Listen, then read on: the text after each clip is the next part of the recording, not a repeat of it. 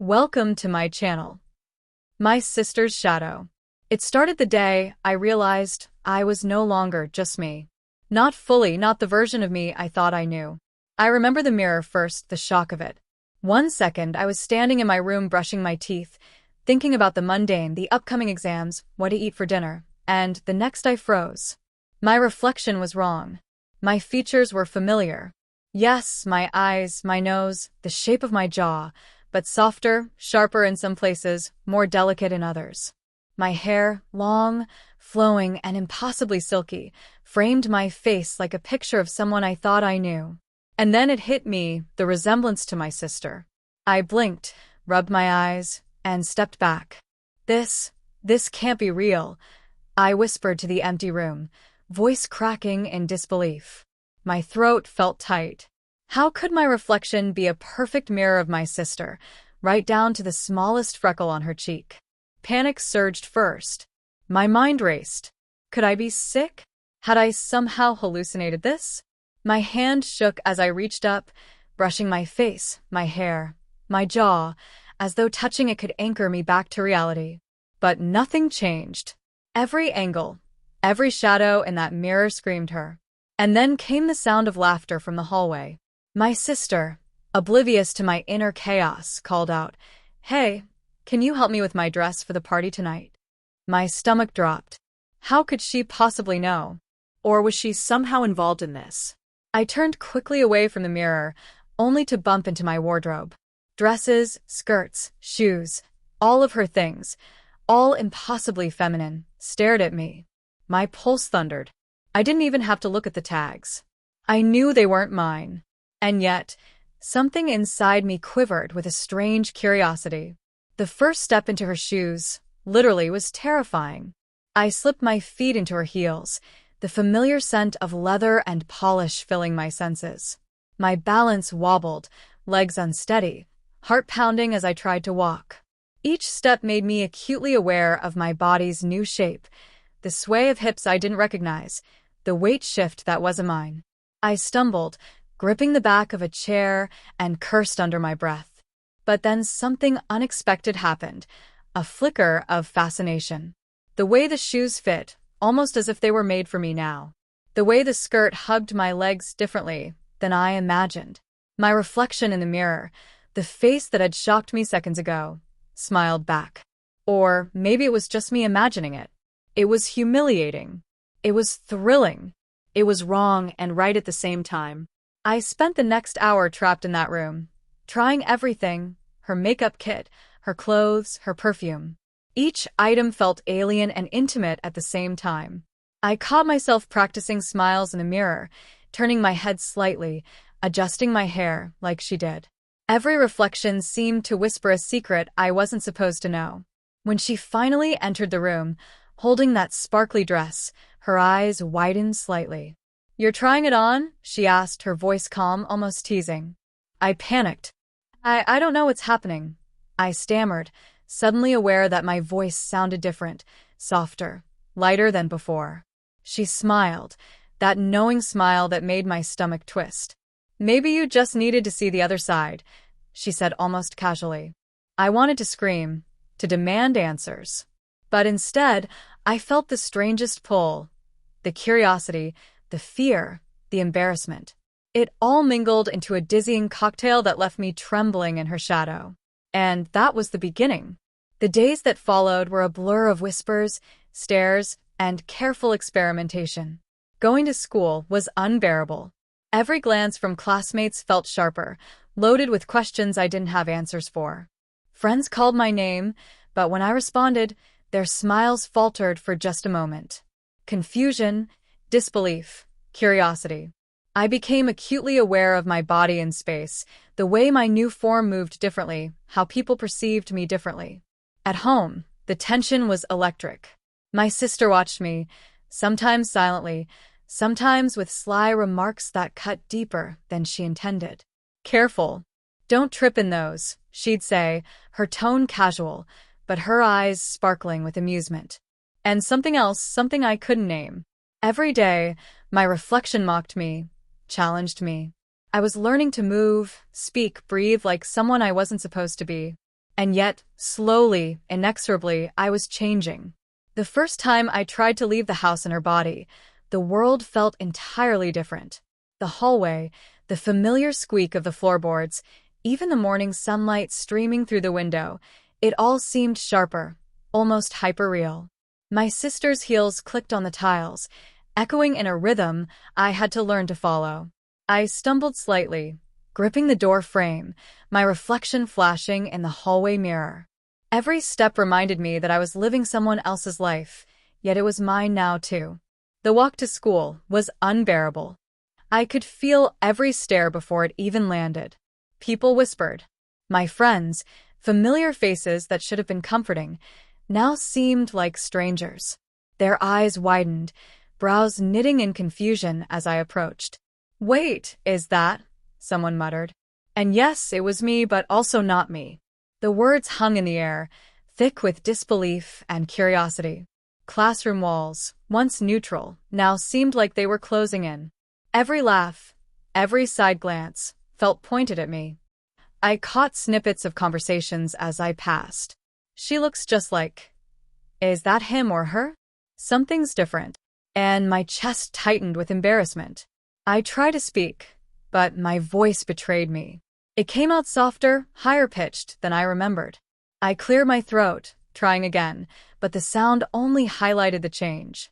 My best friend, someone I had trusted for years, leaned over with a forced smile. You okay?"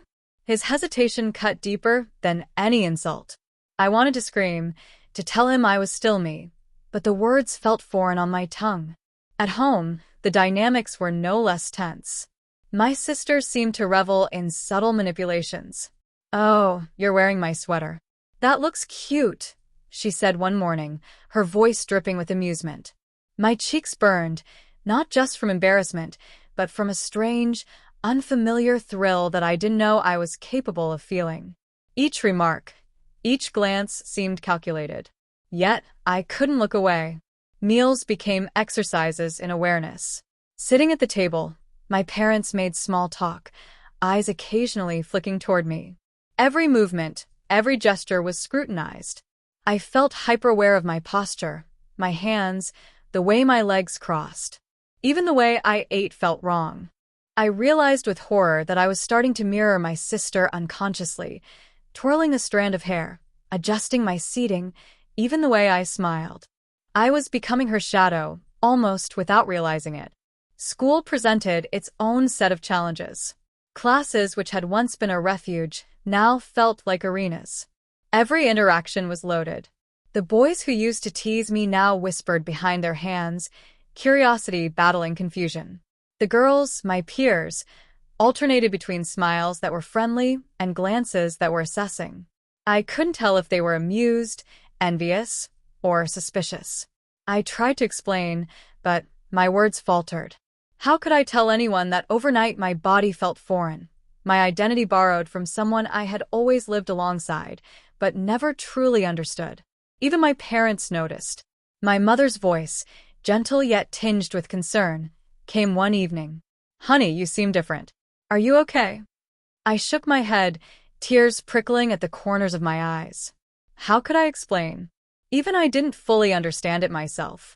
Walking down the hallways, dodging glances, I felt a new layer of vulnerability I had never known. Every laugh, every snicker felt amplified. I became acutely aware of how I was perceived, how my body moved, how my expressions could betray me. I caught myself analyzing my reflection in every glass surface, shop windows, classroom boards, even spoonfuls of soup in the cafeteria. Each reflection was a reminder that I was no longer fully me. My sister noticed. Oh, she noticed everything. She leaned close one day, whispering, "You're adjusting faster than I expected." I froze. "Adjusting?" I whispered back, panic surging. Her smirk was infuriating. "You're already starting to fit. Don't fight it too hard." That phrase, so casual, so simple, sent shivers down my spine.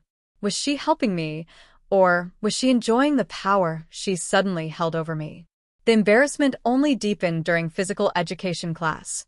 Changing in the locker room, I felt every eye on me, every whisper echoing. My body was no longer mine in the way it had been, and I felt exposed, vulnerable, and ridiculous. Every movement was exaggerated, every glance magnified. I tried to cover myself, tried to move quickly, but the stares lingered. The laughter wasn't malicious, but it cut just the same, reminding me that my world had shifted irreversibly. Yet, despite the humiliation, there was a spark of something else: curiosity. I noticed the subtle confidence in the way my sister carried herself, the way people responded to her, the attention she drew effortlessly. I tried to mimic it. Small gestures at first, subtle tilts of the head, small smiles, adjusting the sway of my hips. And slowly, incrementally, it worked. Not perfectly, not convincingly to the outside world, but enough that I began to notice small changes in interactions. People were no longer just staring. They were observing, reacting, engaging. At home, the tension escalated. Conversations became tests.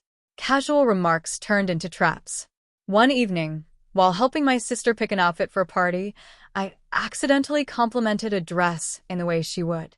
She froze, looked at me, and for a split second, her expression softened, but only for a moment before her playful smirk returned. "Wow, you're learning fast," she said. That comment, so innocent yet loaded, made my heart race. Was it pride, mockery, or something else entirely? Nighttime was the hardest. Alone in my room, the silence amplified every thought, every fear, every craving. I examined myself in the mirror again, tracing the curves, the softness, the subtle changes that had become permanent. I whispered my own name, testing the sound of it in my new voice. It was foreign, yet undeniably mine. And somewhere in the mix of fear and disbelief, a small, forbidden thrill flickered. I was becoming someone else, but perhaps someone I was meant to discover. School and home weren't the only challenges. Outside, every interaction, every public appearance became a minefield. The world treated me differently. A simple walk to the corner store was no longer mundane. It was a lesson in observation, self-control, and adaptation. People smiled at me in ways they hadn't before, their curiosity apparent, but their motives unclear. Each glance, each comment became a test I hadn't signed up for, but one I was slowly learning to navigate. By the end of the week, exhaustion set in. My emotions were raw, frayed, and stretched to the limit. Fear, embarrassment, curiosity, fascination, it all blended into a haze I could barely comprehend. And yet, beneath the turmoil, a quiet, persistent thought emerged. Maybe, just maybe, this new identity wasn't something to hide. Maybe it was something to explore. The moment the house quieted and the last creak of my parents' footsteps faded down the hallway, I allowed myself to breathe differently. Alone, my room transformed from a place of anxiety into a private stage, a secret laboratory for discovery. The mirror, once a cruel judge, now became my confidant. My reflection stared back at me, familiar yet mysterious, daring me to explore the uncharted corners of myself. I started with clothes. My sister's wardrobe had always fascinated me from the periphery, but now it was mine to explore, privately, safely, without judgment. I picked a silky blouse, soft to the touch, the fabric sliding under my fingers like a whisper. The color was daring, deep burgundy, almost intoxicating. As I slipped it over my arms, I noticed how the material clung to curves that were still foreign to me. My chest rose in unfamiliar rhythm. My shoulders felt narrower, the fabric accentuating a shape I was just beginning to recognize. Next came skirts. I hesitated before selecting a short pleated one, its hem swaying temptingly. Slipping it on, I felt an odd mix of vulnerability and exhilaration. My legs, once familiar, now moved differently, more fluid, more conscious, more visible. The fabric brushed against my thighs in ways I'd never felt before, sending shivers through me. I caught my reflection in the mirror again and froze. The person staring back wasn't exactly my sister, not exactly me, but a shadow of her. Someone daring, soft, and undeniably alive. Shoes were next. Heels. My sister's collection gleamed under my bedside lamp, a tantalizing spectrum of color and shape. I picked a modest pair first, black patent leather with a gentle curve. Standing in them, I wobbled, hands on the dresser for support, but gradually found a rhythm. Each step felt like a lesson in balance, poise, and patience. The click of the heels against the floor sounded louder than usual, a heartbeat echoing in rhythm with my nervous pulse. And then makeup. My sister had always been talented, subtle yet transformative. I opened her kit slowly, as if it were a treasure chest full of unknown wonders. Foundations, concealers, blush, eyeshadow, eyeliner, mascara. Each item felt alien and intimate at the same time. I started cautiously, blending a small amount of foundation into my skin. The texture was silky, cooling, and familiar almost immediately. Then came blush, applied tentatively to the apples of my cheeks. The color surprised me, warm, vivid, alive. I studied my reflection, marveling at how subtle changes could alter perception so dramatically. Eyes came next. My hands trembled as I reached for eyeliner. I traced a thin line along my upper lash line, careful to avoid mistakes. When I stepped back, my eyes seemed wider, brighter, almost magnetic.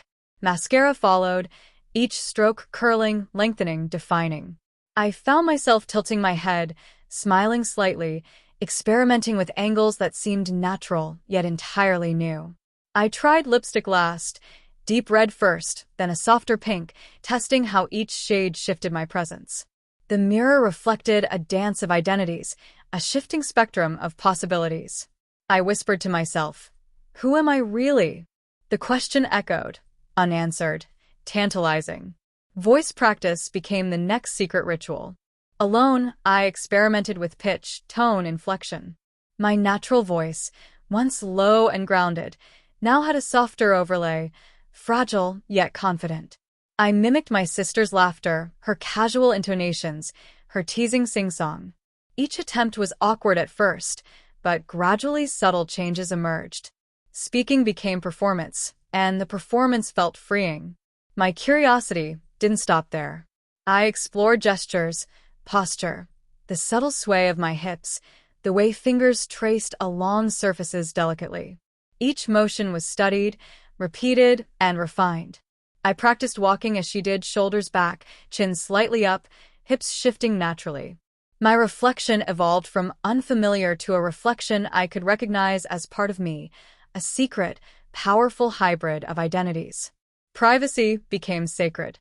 I would wait until the house was silent, slipping into my sister's persona for hours. Each session was a revelation, a daring exploration of self that I had never imagined possible. The fear I had felt earlier transformed into something else, fascination. My heart raced with excitement, curiosity, and yes, shame, but a shame that mingled with thrill rather than guilt. One evening, I discovered perfume. My sister's favorite scent, floral yet spicy, lingered in its bottle like a promise. I dabbed it carefully along my wrists, neck, behind my ears. The fragrance enveloped me, merging with the persona I was crafting. When I glanced in the mirror, I almost didn't recognize the woman staring back, full of potential, poised, intoxicating. I began documenting it secretly, taking mental notes of what felt right and what didn't. Colors, textures, movements, gestures, voice inflections, all became part of my growing repertoire. Each discovery, no matter how small, gave me confidence. My curiosity, once tinged with fear, now carried a pulse of excitement. And yet, amidst this private exploration, I couldn't escape the echo of reality. The world outside waited, school, friends, family. All would soon see the new version of me. And I wondered, would they recognize me, accept me, fear the shadow I was becoming? My sister, unknowingly or not, guided me. Sometimes she left subtle hints, an arrangement of clothes left on the bed, a carefully placed makeup brush. At first I thought I imagined it, but soon the pattern became undeniable. She was orchestrating, guiding, pushing me towards something. And I didn't resist. I wanted to learn, to understand, to become. I experimented with small interactions outside my private sanctuary. A text message crafted in my new voice. A phone call. Subtle inflections changed to reflect her. Even online, I tested the waters, sending messages, posting photos with slight alterations, observing reactions. Each small victory was intoxicating. Each mistake taught me humility and awareness. And through it all, my reflection grew familiar. The fear ebbed slightly, replaced by fascination. I was no longer just a boy trapped in my sister's shadow. I was a new entity, a shadow with substance, a reflection with agency. Each day brought incremental understanding, and each night I experimented more boldly. I realized with both awe and dread that I was not just mimicking my sister. I was becoming someone who could exist between worlds, a person both familiar and unknown. And while the world outside remained oblivious, I was preparing, reshaping, redefining what it meant to exist in this new form. By the time the next weekend approached, I felt a nervous excitement building. The private experiments had given me courage, but it was time to test the waters in public. How would strangers react? Could I navigate a world that hadn't seen me like this? The thought both thrilled and terrified me. And deep down, a question lingered.